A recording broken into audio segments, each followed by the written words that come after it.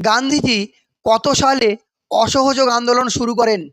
এখানে right answer হবে 1920 সাল। এখানে আর দুটো গুরুত্বপূর্ণ সাল লাগবে আমাদের।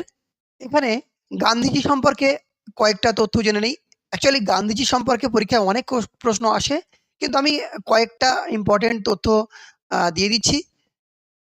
গান্ধীজি ভারতে এসেছিলেন 1915 সাল, এবং মাথায় রাখবে তার ঠিক পরের বছরই 1916 সালে উনি সবরমতী আশ্রম প্রতিষ্ঠা করেন, এবং ঠিক তার পরের বছরই গুজরাটের আহমেদাবাদে সবরমতী নদীর পাশে সবরমতী নদীর তীরে সবরমতী আশ্রম প্রতিষ্ঠা করেন।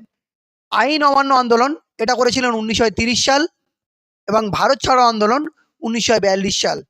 আরও অনেক গুরুত্বপূর্ণ তথ্য আছে, আমি পরবর্তী সেটগুলোতে সেগুলো সব দিয়ে দেবো। আসছি পরবর্তী প্রশ্নে। পাটলিপুত্র নগরী স্থাপন করেন উদয়ন।